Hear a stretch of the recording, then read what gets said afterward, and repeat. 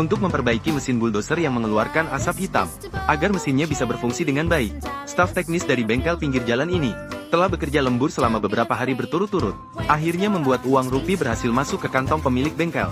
Sekarang dapat dilihat bahwa mesin ini telah menembus dinding silinder akibat batang penghubung bengkok patah. Secara praktis sudah dianggap sebagai sampah.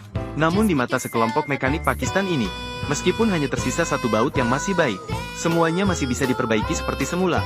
Mereka mengikuti prinsip bahwa jika bisa diperbaiki, ya perbaiki. Dan jika tidak bisa diperbaiki, tetap harus berusaha memperbaiki. Mereka dengan hati-hati membongkar setiap komponen mesin, dan memeriksa tingkat kerusakan setiap bagian satu persatu. Mereka menghitung biaya perbaikan yang diperlukan. Dengan cara ini mereka tidak akan rugi, dan dapat mencapai tujuan bengkel yang berlandaskan hati nurani.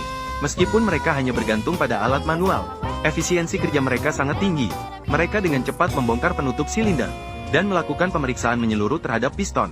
Meskipun batang penghubung bengkok patah, namun tidak menyebabkan goresan pada dinding silinder. Sisa piston masih dapat digunakan. Namun ini hanyalah langkah pertama dalam perbaikan.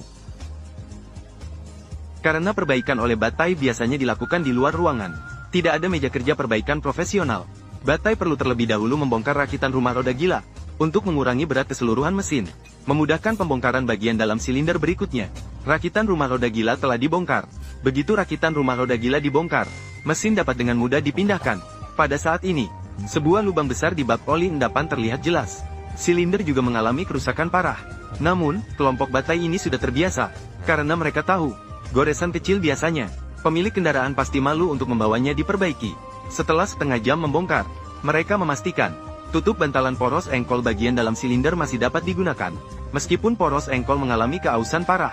Namun di Pakistan, selain perasaan, tidak ada yang tidak bisa diperbaiki.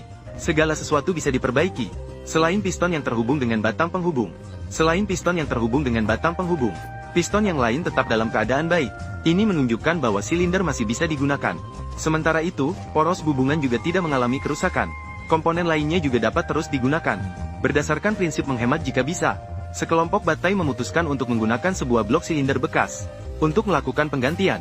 Sebelum pemasangan, Batai akan membersihkan blok silinder bekas secara menyeluruh dan memeriksa dengan teliti apakah blok silinder dalam keadaan baik. Setelah noda dikonfirmasi tidak ada masalah, mereka pun mulai pekerjaan perakitan. Pertama-tama, pasang silinder. Sebelum pemasangan, mereka akan mengoleskan selan pada ring penahan untuk mencegah cairan pendingin merembes ke dalam oli mesin.